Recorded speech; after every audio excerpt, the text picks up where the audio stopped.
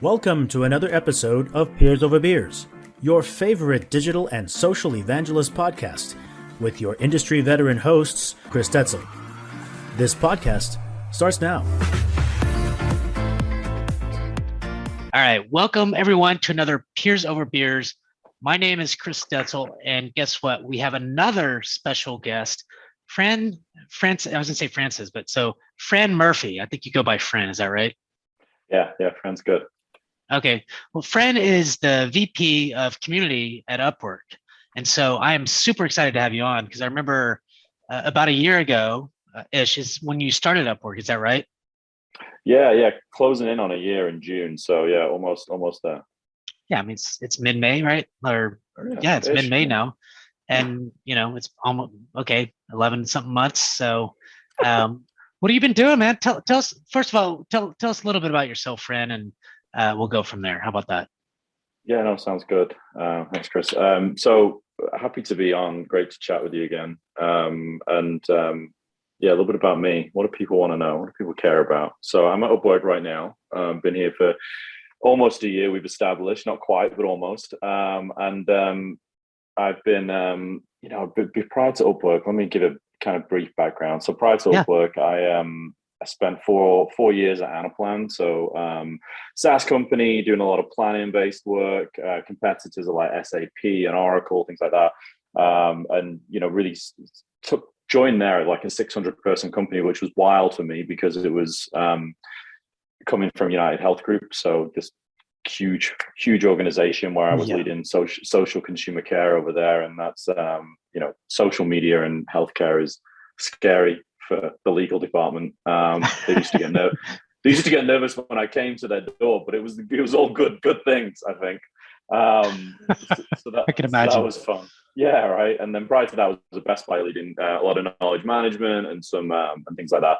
And then prior to that, by the way, I worked at Best Buy for a few years as well. Yeah, I was computer lead, in the store, so I wasn't at the corporate level. But anyways, interesting point there that you're at Best Buy. Well, yeah, Best Buy. It's a funny one. We my connection to Best Buy comes from the UK. They took a 50% stake in a company I used to work for and called Carphone Warehouse. I don't even think Carphone Warehouse exists anymore, but they took a 50% stake in that company and they tried to open Best Buy stores in the UK. Kind of funny because no one knew what Best Buy was in the UK. They thought it was like the equivalent of like a dollar store, like Best Buy. And they'd walk in and there'd be all this electronics. They'd be like, this is a local store.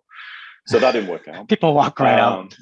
Yeah, they did. It was crazy in the UK. They went all out. They had electric cars in the front window and things and everything. So it was crazy stuff. But it was a good experience. I liked Best Buy. It was a fun place. Still have a lot of affinity over there, and it's Minnesota, so you can't not work at Best Buy or Target. I think is the pre-requirements for everybody in the state. So, so then I was at UHG for a bit and did the social stuff, and then an opportunity came over to. We relaunched a community at UHG as well, which was a lot of fun. UHG is.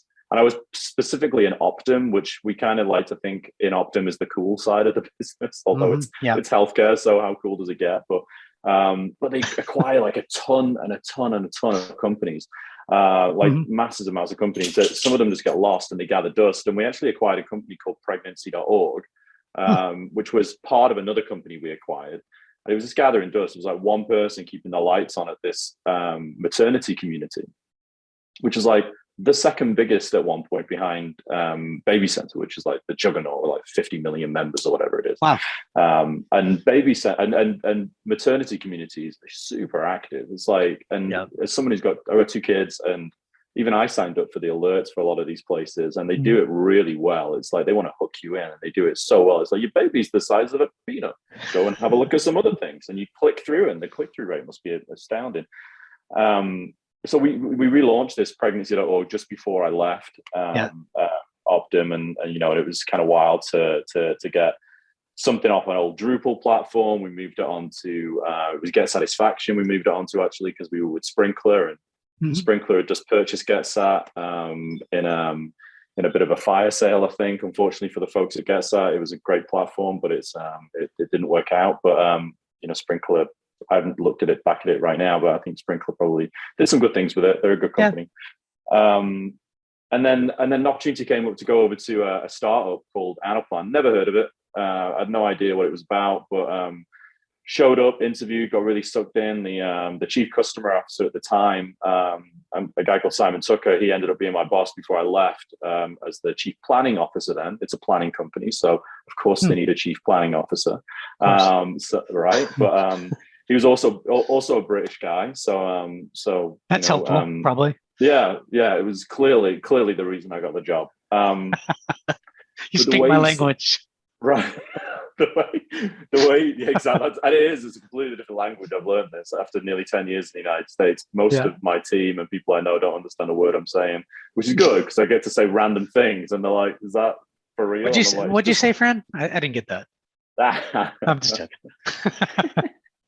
My kids are the best. My kids also always correct me, so that's fun. Do they have an accent? Yeah, American accent. So they sound very American, which is but not British. Being around you, not British.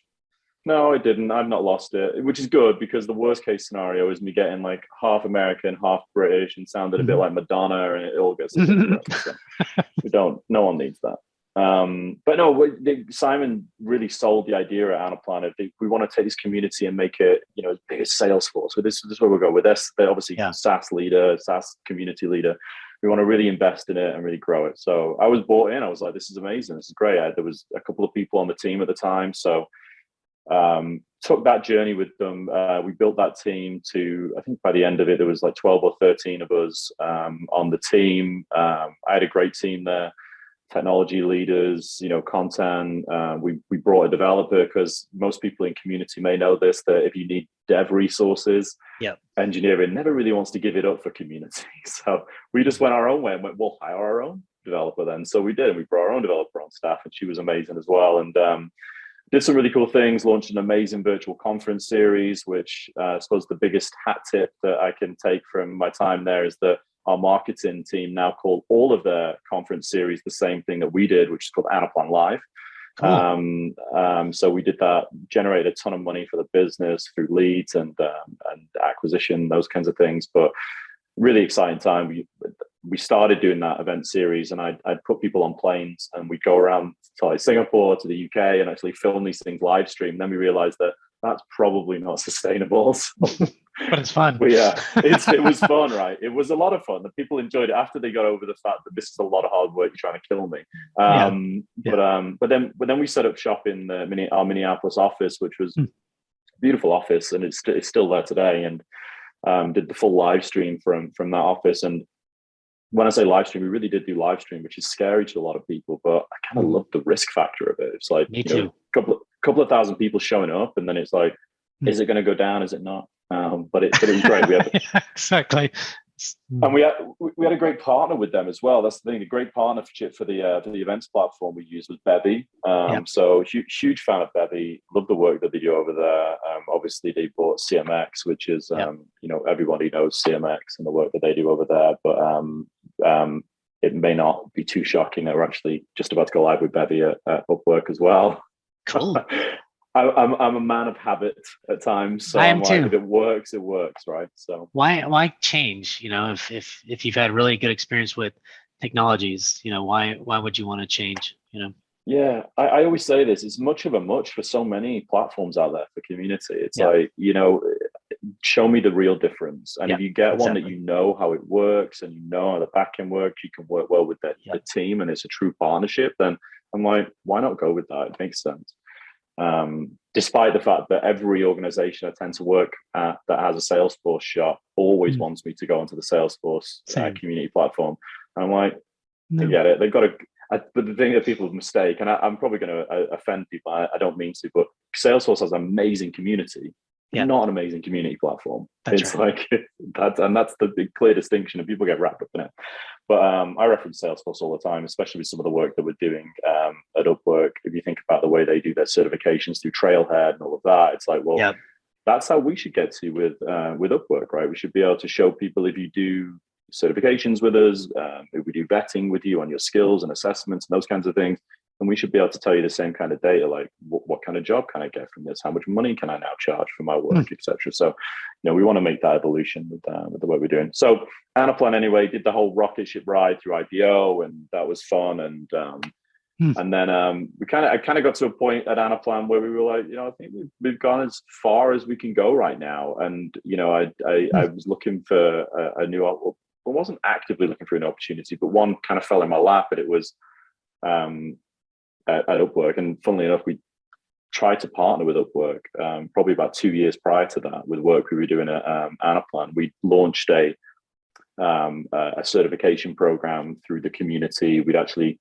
given access to people to the Anaplan platform for the first time ever. We were a SaaS company, and the only way you could actually use our platform was if you were a customer or a partner. And it's like, and we were recognizing that we didn't have enough talent in the system to actually support all of our customer growth. So we're like, well, why don't we just give access to people so they can actually learn it?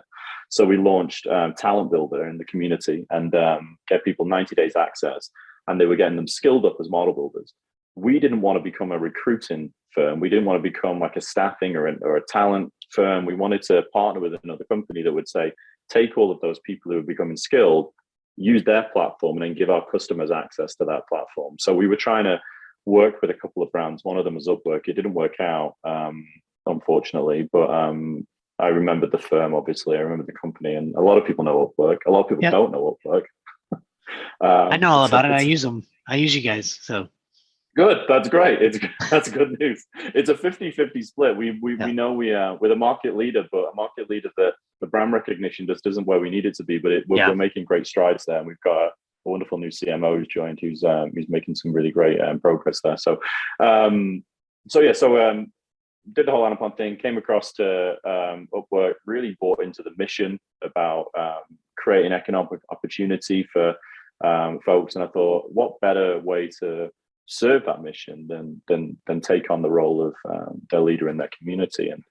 And that's where we are today, right? And I can go a little bit further into what the journey's been like so far for community at Upwork, but I'll I think that's a good idea, and that's the goal, is to have you talking. So I think we're good about that. But that was really good insights on kind of your journey from where you were and where you are today, and it's quite interesting. We'd love to know more about. We don't necessarily talk about all this, but how you you're thinking around certification programs within the community and getting them kind of leveled up and that kind of stuff. Is that kind of connected to like an academy of some sort? I come from a B2B company, so we have academy that they're trying to certify our current customers and partners on both technical type stuff, but also on sales type stuff, specifically around our partners, right? So they need to know how to sell our product, what our product's about, and all that kind of stuff, but also that technical stuff. I mean,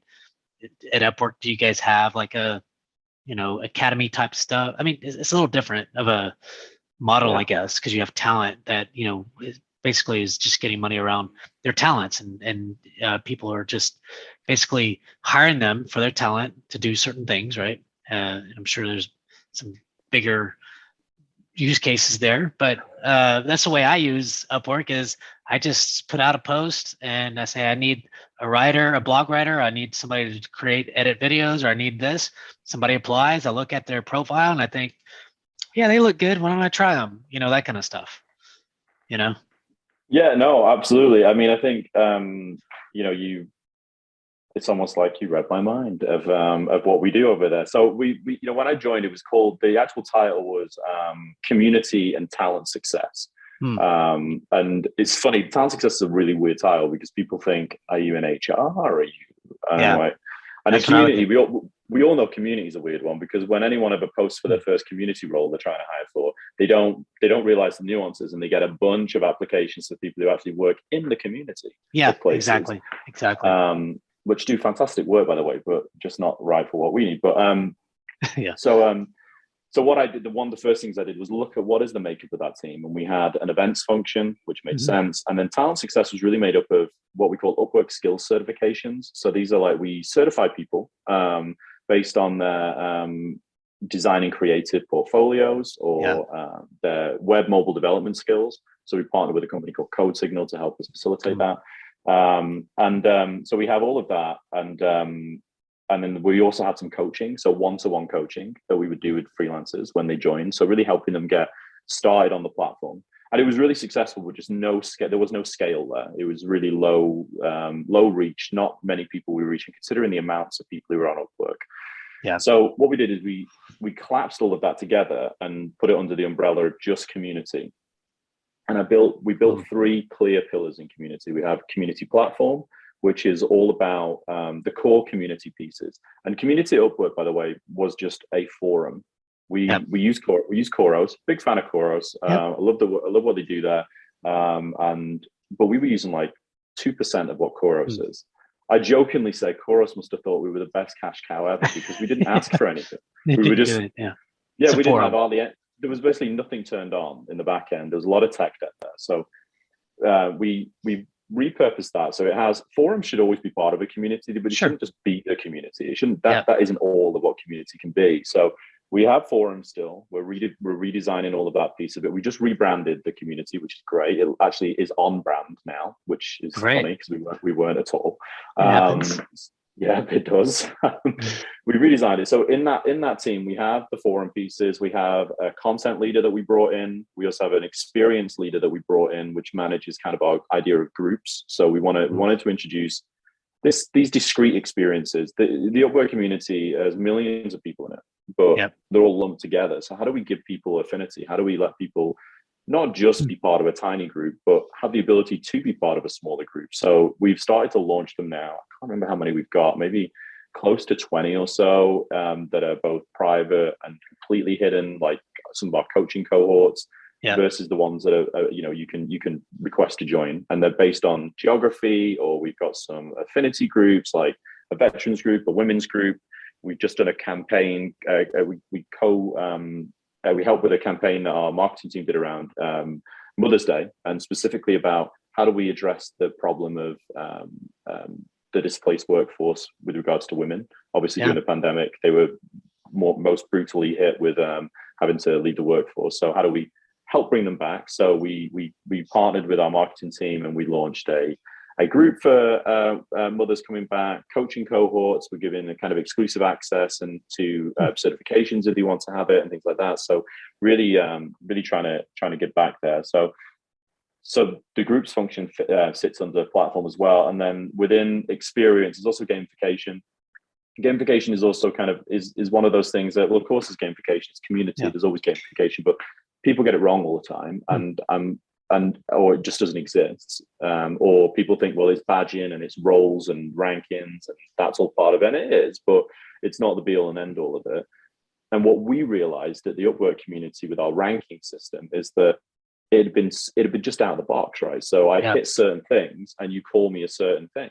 So we had a bunch of people who are community gurus, a bunch of people who are community aces or whatever. And it didn't really make much sense. And it wasn't fair to those people either, because we need to give more and explain exactly what this means. And we weren't doing a good job of that. So we've rolled back all the rankings. So if you go into the Upwork community today, everyone's just a community member right now until we reestablish what does it mean? What is the criteria for leveling up? And, some of those people will immediately level back up because we'll use that historic data and look at it. We won't completely pull the rug from under people. But so there's that piece. And then we kept our events team as is. We broadened it, but we have a global events team, focuses on user generated events, I think meetups. We did a lot of in-person events around Europe, around the world, in the US as well. We have a network of ambassadors that work on the team in different parts of the world who help kind of facilitate those in-person events. And these ambassadors are more on your community, right? Because they're so engaged, or is that right? Or no, they're actually on the team. They're not full time, but we one of the things I should mention as well is what Upwork does is we drink our own champagne, if you will. So we have it's probably about a 75-25 split across the company of full-time employees to what we call our hybrid workforce, our talent innovation program. So we actually use people from the platform. Cool. But we don't use them in like a specific need. Like you explained, you might need someone to edit some videos and then you wouldn't keep them on full time. I have people on my team who've been part of that program for 6, 7, 8 years. Oh, wow. And they've been committed to it, and love the flexibility. Are they paid to do that? Okay, got it. Yeah, we pay them to do that. Yeah, so it's all part of that that program. So cool. We have these ambassadors. They do that. We're relaunching and kind of connecting the events team more to the community as well. So when we've got these groups, it's like this gives these one-off regional events, for example, an opportunity to connect all year round through a community group, and then also the ability to spin up their events whenever they need them. This is one of the reasons we want to partner with Bevy, is because it gives us the opportunity to give those leaders within the groups, not just these ambassadors, but we're calling them group guides, access to Bevy to set up the events, so we don't have to be a barrier to them getting together either virtually. Just giving them access to that, absolutely, and being branded for Upwork, and all the people they're bringing in is great leads and opportunity for Upwork as well.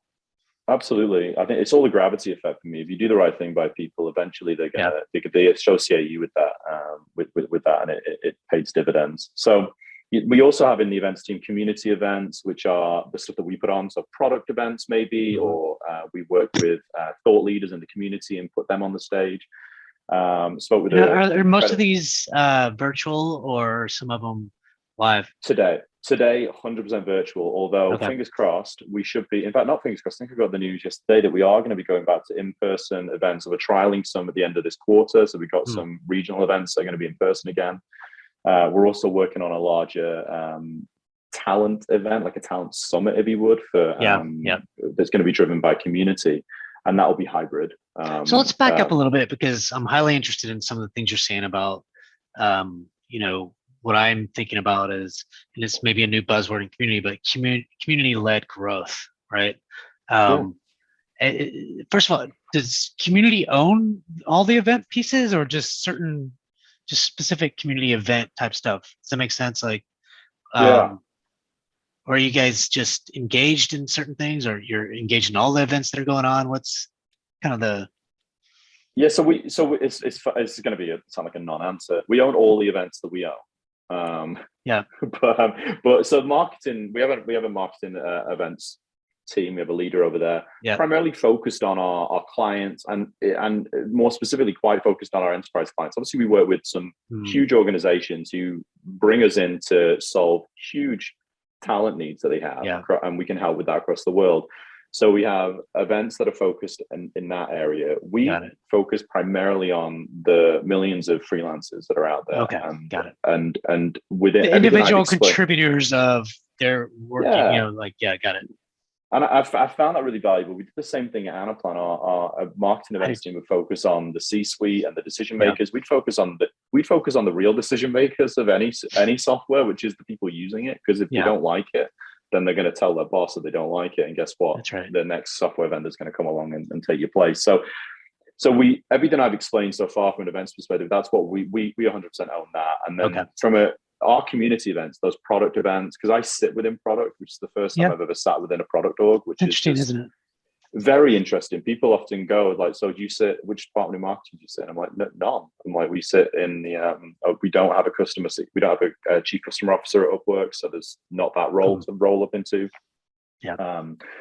And to be fair, my boss is the chief product and experience officer, so he has all of CX in there as well. So there's all the core product competencies, then CX and community that sit within his remit.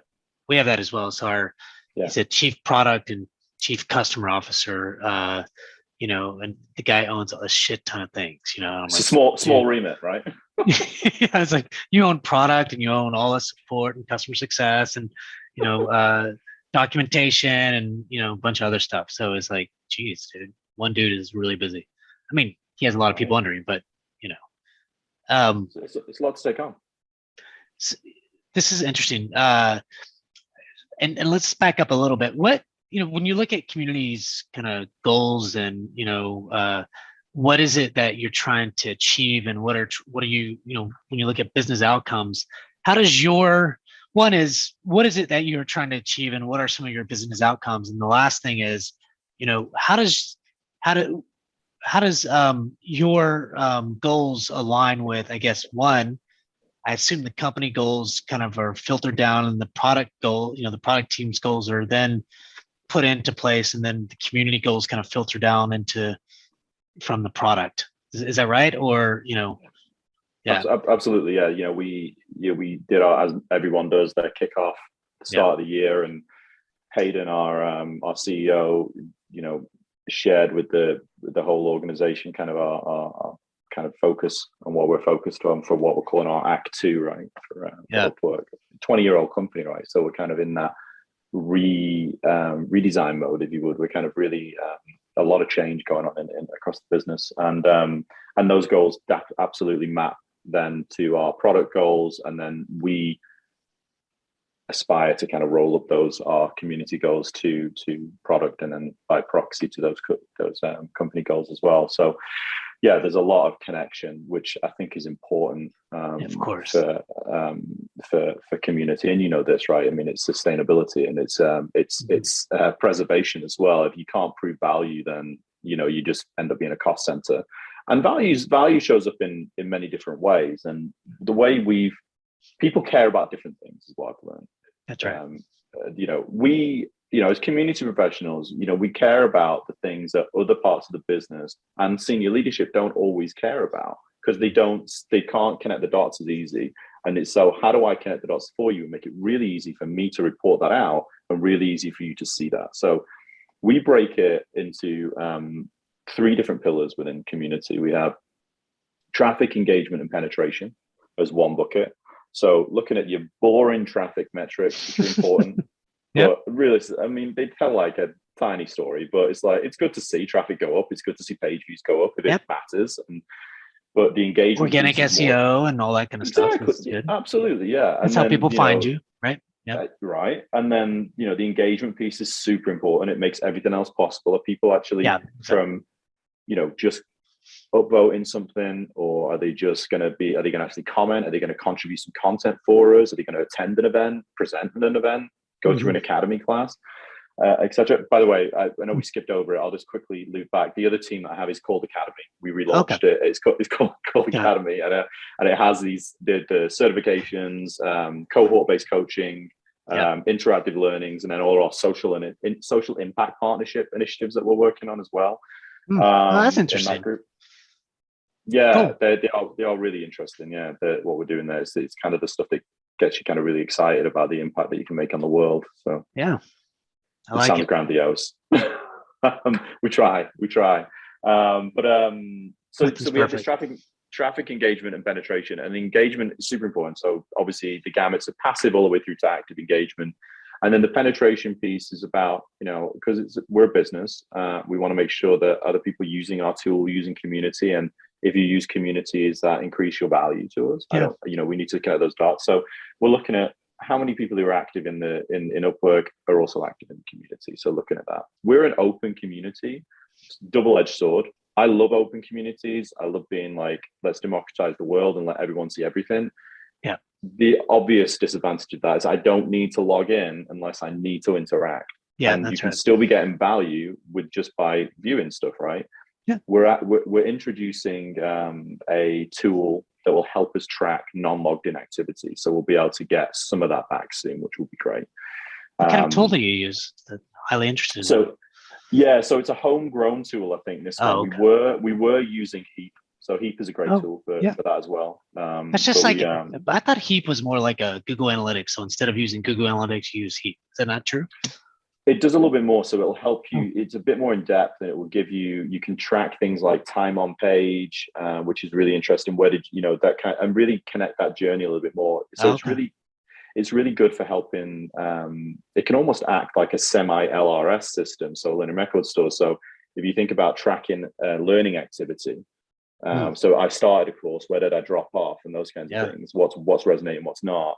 And we have like a really smart developer who's also part of our talent innovation program called Jolie. He's based out of Eastern Europe, and he it's always great when you discover talent on the team. He was a community moderator, and now he's basically dev for us. He's doing all this dev work for us. He knows, super talented guy, and he's hacked together this way for us to be able to track people successfully completing their interactive learnings on the academy without us having the need to have an actual learning management system or a record store right now. And we're just going to continue to develop that muscle so that we avoid the need to have another tool on top of our tech stack. So really cool to get that piece. So obviously we track all of those things. Penetration is important, and then the other two pieces. I'll leave the one that excites me most about the business impact to last. But we look at our business impact. Kind of makes no sense there when I said that, but business impact. And they kind of we look at intelligence and voice.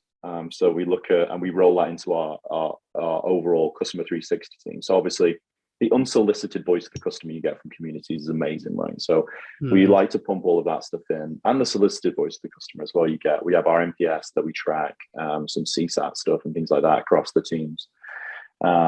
We also look at what we call first of all, we also look at deflection, because of course, community, even if you're not a sport community, if you're not tracking deflection, I think it's a miss just to show a bit of value there. And I think and it's really that most community platforms make it super easy to do. Khoros, big fan of what Khoros does, because they have they have their way of measuring deflection, but they didn't develop it, which is always a great sell to leadership. Which is like, this isn't just a random vendor. This is Forrester and the TSIA who created this way of measuring deflection. So we measure deflection. So do they? When you say you measure deflection, is it already built into Khoros, or they just tell you how to do it, and you just kind of come up with some formula and then go the analytics here and then whatever? How does that work? So the formula is already built in through their survey. So they have a value analytics survey, and they ask the question, why did you come to a community? And then if you click I came for support, they ask did you find support? Yes or no? And they ask you, even if you said yes, if you didn't find support, where would you go next? And if people select support, then it factors that out, and then we can extrapolate the number of surveys based on the number of visits and overall visits, and then it gives us that number based on our average cost per contact. So interesting. No, I like that. And that's so after they ask the question or get it answered or something, some survey pops up. How does that? Yeah, so basically what will happen is we have a survey pop up, and it's kind of, there's got to be some kind of smartness on the back end as to where it pops up, and it doesn't bombard you. So if you do it once, it won't do it again for another 90 days, I think. You could probably put some setting in there to say do it every whatever. Yeah, and we get a decent response, right? And it also gives people the opportunity to provide some verbatim feedback to us as well. So and then it's kind of, how do we disseminate what's community feedback, this is what is product feedback, and get that back to the business. That's pretty cool. I like I didn't know that about Khoros. That's a really cool feature. Love it. Yeah, no, it's good to have people on the team that know Khoros inside and out. It's helpful. Helps. Yeah. So we do that, and then we also have what we call our community value metric. And what this is we are looking at that influence the community is having on the success of the business. So if I look at a freelancer, for example, and this isn't fully baked yet because we need to connect we did this at Anaplan and we were able to connect the data, but we're in the process of connecting all this data together, where we can look at, if I'm a freelancer and I log in to community, what is my increase in or not of my earnings, my job satisfaction score, my rehire rate, those kinds of things, based on somebody who doesn't. That's kind of step one. I log in or I don't log in. Then we layer in the other pieces of value from community, and it's like compounded. So you can it's like Lego blocks. You can add some in or take some away. So am I kudoing something or upvoting? We've just changed it to upvote, so because people know upvote more, so we changed the word. I like kudos though; it's kind of a cool word. I don't hate it. Maybe. Yeah. So are they kudoing? Are they commenting? Are they starting a thread? Are they contributing content? All the way up to people. Are you presenting an event for us?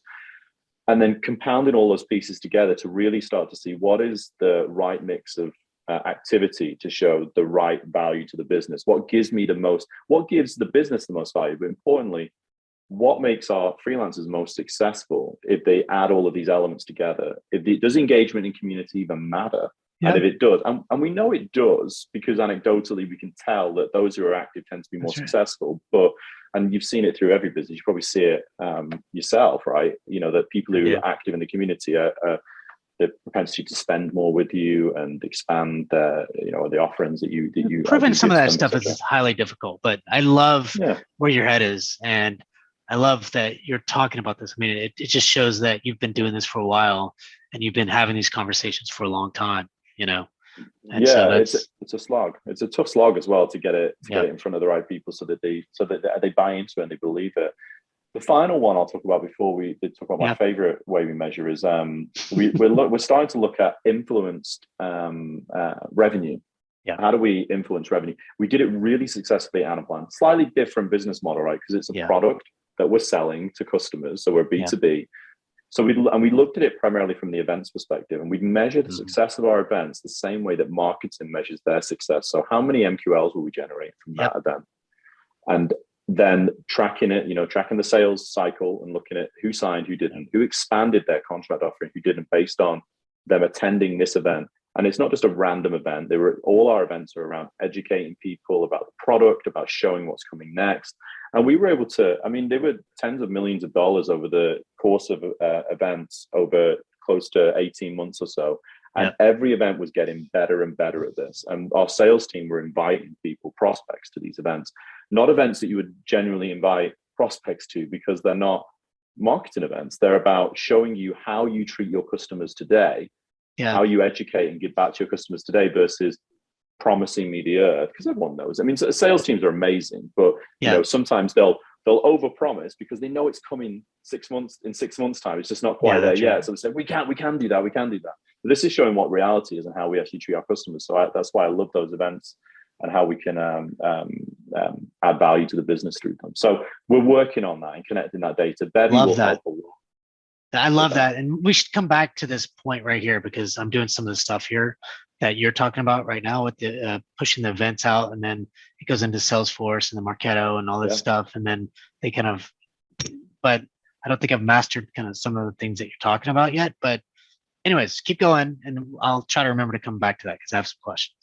Yeah, no worries. So we do all that, and we're trying to get there. We've been using Zoom for our virtual events since I arrived, because easy button to pull, and we do that. But we'll be transitioning all of that to Bevy, which will give us an immense amount of data. That's one of the great things about Bevy, is the data you get from them. And if people aren't familiar with Bevy do all that kind of the data piece for Meetup as well. It's like they have a partnership with Meetup, and they do a lot of that work for them as well for some of their premium offerings. So they're legit when from a platform perspective. I sound like I'm on commission from Bevy. I'm not, but they are great platform. I love what Derek's built over there. Fantastic stuff. And I'm sure this is good to hear. This podcast is to address some of those things and talk about some of the technologies that you've had benefits from, or you've had success from, and this is exactly what I want to hear, and I'm sure that others do too. So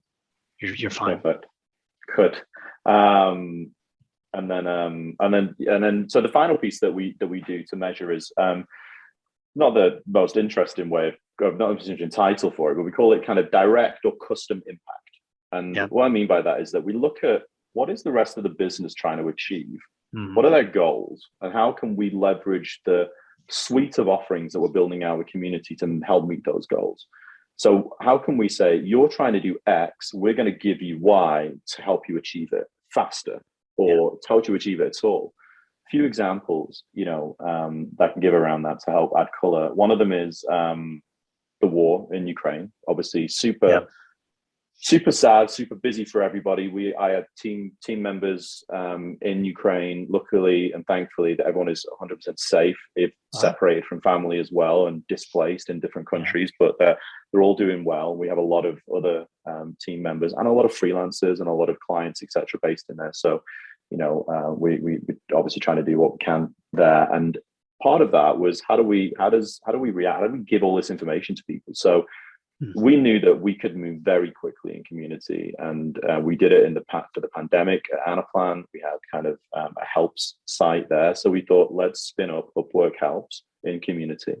So we spun up a site. It helped us consolidate all of the information that people would need to know. It also helped facilitate a dedicated space for those conversations to happen, because it's important that we acknowledge that there's a war going on, but there's also not a war going on in the rest of the world, and they're having conversations that exist, and it helps people respect each other's boundaries a little bit. It's like people don't want to feel like that they're being insensitive by having a conversation about something else that's nothing to do with it when it's top of mind for so many people. So we created a space where all of these, any forum threads that would happen within the confines of Upwork Help. Wasn't hidden in any way. You could come and find it. You could join the group if you wanted to. And you could read it. What that really did was really help us channel all of our efforts from a freelance perspective in that one place, and help us get those communications out in a really great way. And it was really well received, and we were able to see obviously a huge uptick in traffic. But what was really interesting was everybody was like panicked about, look at all these heated conversations that are happening, because we had Belarusian, Russian, Ukrainian, interested Americans and other countries, and just like, because everyone likes their opinion about things, which is great. And it was, but some of them were getting quite heated, right? It's like, why are you allowed to be on this platform now after what so-and-so's doing to so-and-so? And so we wanted to make sure that we facilitated those conversations, and we did, and we let them go and go and go and go. And then we closed those threads. And people were getting panicked, like, should we be letting these conversations happen? And I'm like, absolutely, because guess what? They're going to happen anyway. Yeah. So let them happen in a space that we can see, and then we can also see, is there ways that we can support and change our processes and policies around this? So it was really good to see. And then they fizzle out, because it's the news cycle, right? It's sad. It's super sad what's continuing to go on over there. But in the UK, they say it's like, today's news is tomorrow's chip paper, right? Because they used to wrap fish and chips in. I don't think they're probably legally allowed to do that anymore. That would be awful for the fish and chips. And as a vegan, I wouldn't eat it anyway. So we have so we did that, which was great. Another quick example is the Mother's Day campaign, which I talked about. You know, we were able to, our brand team said, we want to do this campaign. Really fantastic adverts that we put together, highlighting what makes you a great mom, makes you a great hire, right? So then, and very schmaltzy at times, but so powerful and so needed, because it's like, as two guys, it's like we weren't necessarily as impacted. I have kids, but equally, my wife was my preschool director, so she kind of worked through the whole pandemic anyway, which kudos to all the frontline workers for doing that. But I was privileged enough to work at home. So as I was managing kind of a kindergartner through that first year of the pandemic, I was teacher and working at the same time. And it was super flexible and super easy. I didn't have to take a break. But so many women did. And so we did this. And then they came to us and said, what can we do with you? And historically, like I said, we only had a forum. That was it. And over the space of kind of the last 6 months, especially, we've accelerated and grown our offering. So we're like, okay, why don't we have a dedicated group for mothers that we can put out there? Why don't we get a dedicated coaching cohort as well? So if people want to come and try freelancing, it's a way to get back into work. It's like we can help them get accelerated on the platform. Why don't we give them prioritized access to those certifications I talked about? So we built that suite of packages together, and we said, we'll offer that. And it was front and center on the page that we built on the website for Mother's Day, the Mother's Day campaign. So we were able to bring those people into the community. And we expected to spin up a cohort within a couple of weeks after launching the group. It was within days, people were chomping at the bit for this. So we accelerated our and people were accelerating so we accelerated our plans to spin up a coaching cohort that's live now for moms. Really highly engaged group. And just on the groups in general, I mean, it's brand new, really. I mean, Mother's Day was just not that long ago. Exactly right. And we found this with groups, is that when you put people together, the same way, like, Facebook caught onto it years ago, right? When they realized that groups is the way to go, and people want these discrete experiences. They don't want to get overwhelmed. So we found this. I mean, and you kind of know it's kind of going to work. It sounds a bit of an ego there, but we kind of knew it was going to work. But we're seeing it, like, for example, and the geo-based groups are really exciting. And they're not just like we spam pull you into a group based on your location. We invite you, but you have to proactively go and say, I want to join this group, and then we let you in. You have to see the group, and then you hit join, and then you're in. Right, absolutely. And the Pakistan group launched within 24 hours. There was over 4,000 people in the group. Wow. And over 200 threads were created. Now, the number of responses as well is probably closer to like 600-700 responses in 24 hours. super passionate, and it was valuable conversations. They were like, this is amazing. Now I can connect with people who are near me and kind of have the same experience as me. We also say, talk in your own language if you want to. Type it. It's like, it doesn't matter. It's like, so we have one for Ukraine, and it's like we've said, you can talk in Ukrainian or English in here, whatever you want, whatever's comfortable for you. It's like, and I think that's what's been really nice to see, is that when you put people together like that, they don't feel like they're segregated or siloed away from everything. It just gives them another spot to kind of have a sounding board to people who are going through similar things as them, from the same location as them, or a part of the same industry and have the same skills as them. So whether it's a writing group or a development group or a Pakistan group or an Indian group, whatever it might be. So we really like that. So the direct impact value is and custom impact value is what is really exciting for me about how we're showing value to the business. And the team has just built out, our content leader, Courtney, has just built out our menu for community, where we're kind of saying, do you want to pick a la carte and you know what you want? So you want like a group, you want a blog, you want all these things, and for us to partner with you this way, or do you need us to call? You need to get on a call with us so we can help explain it. But what we're also doing to help the business understand the value is taking all those examples, attaching the data to them to show that they work, and then putting those at the top of the menu to say, these are the campaigns we partnered on in the past, and this is the results you can expect to see if this is what you're trying to achieve. Perfect. Then people can say, oh, cool, I want that, so I'm going to ask for that, or I have something very unique. And the one thing I always say to my teams is, if somebody comes to us and says, I need a community page, I need all of these things, and it's like, and they don't, it's like to say, you don't need this. You just send an email out, or don't do anything at all, because you don't need to do anything. But people think it's like the shiny object. So it's like tapering down the shiny object syndrome as well, and saying, just because we built all this stuff, you don't have to use it. I'm not offended if you don't, or if you don't need to. So we'll help that. So I think that's so many things went through my mind on that whole conversation. So let me see if I can put that all. So one is, I really like how you just open up some groups, and then discussions with the moms group, Ukrainian group. You said you had a Pakistani group or whatever.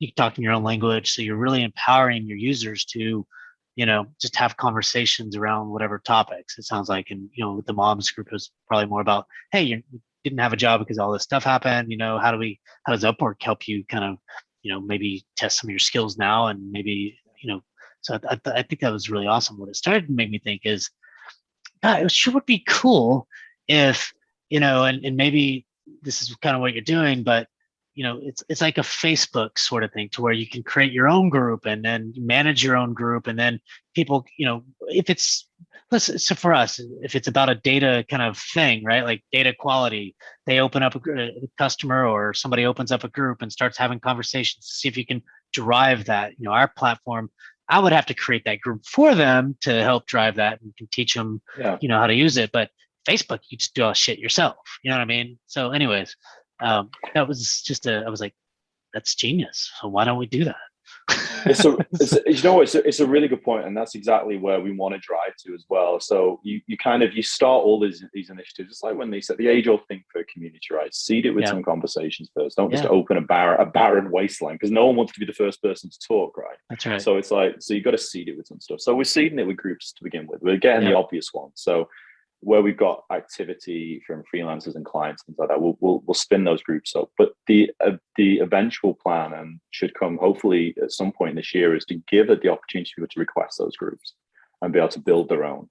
And we have the group guide program that we're continuing to develop, which is, we want you to sign up to be the guide for this group, and they can be internal badged Upwork employees, or really active advocates that we have can lead those spaces.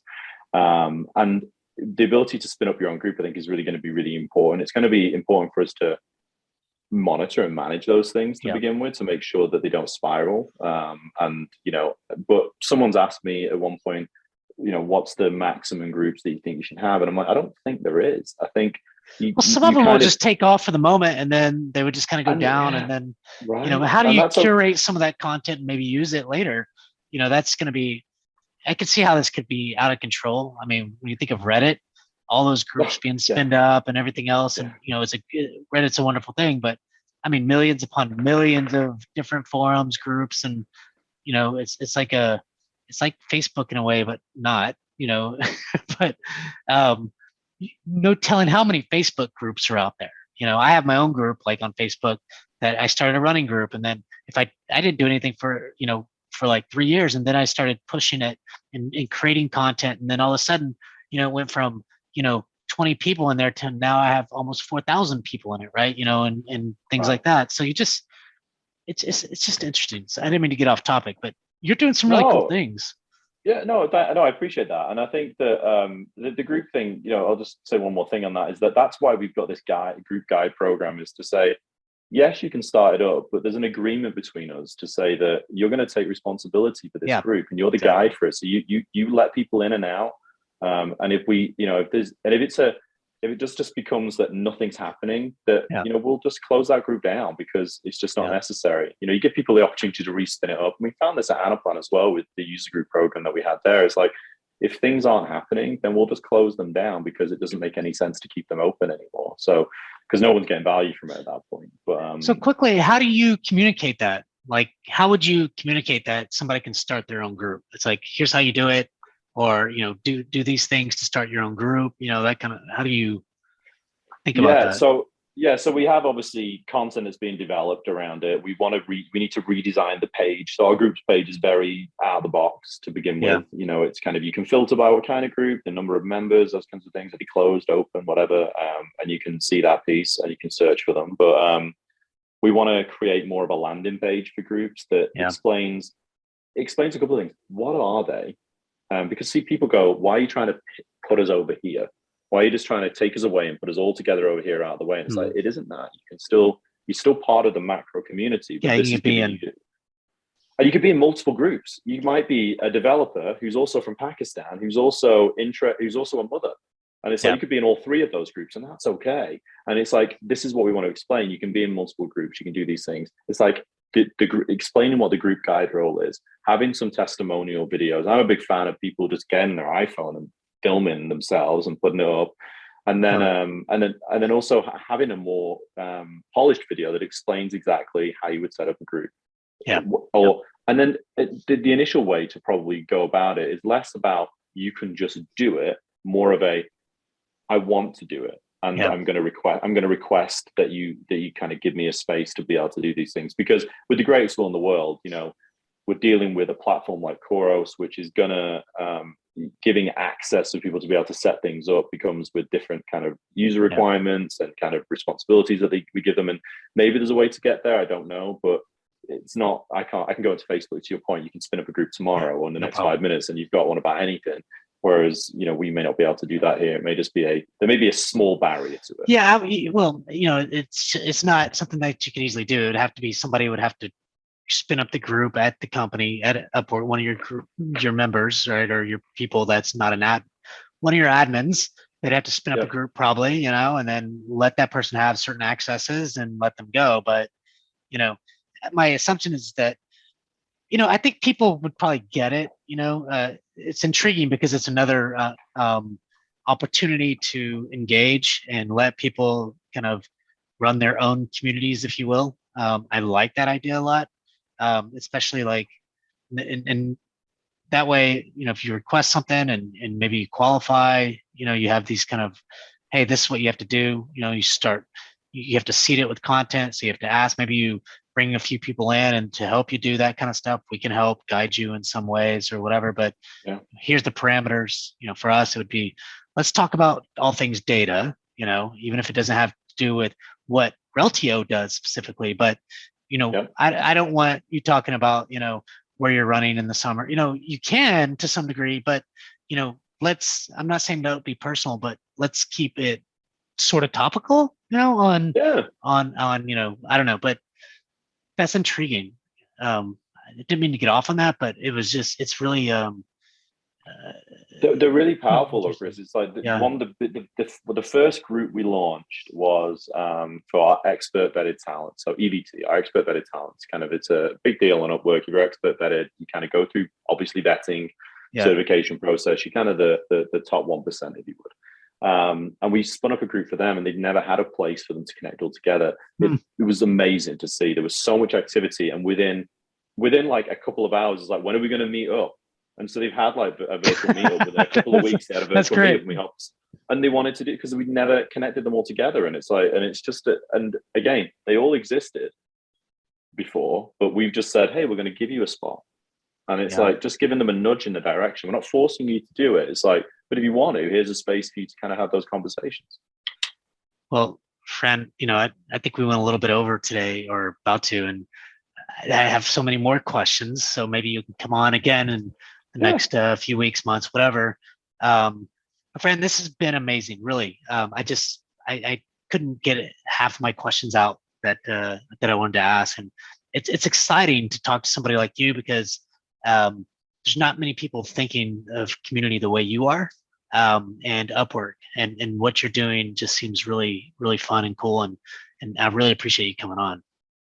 No, thanks. I appreciate it, Chris. I appreciate you inviting me. What you're doing over here, I think is really important for the industry of community, and making sure that not necessarily mine, but just all those voices of community and bringing them together so people can learn from each other, because that's how we grow.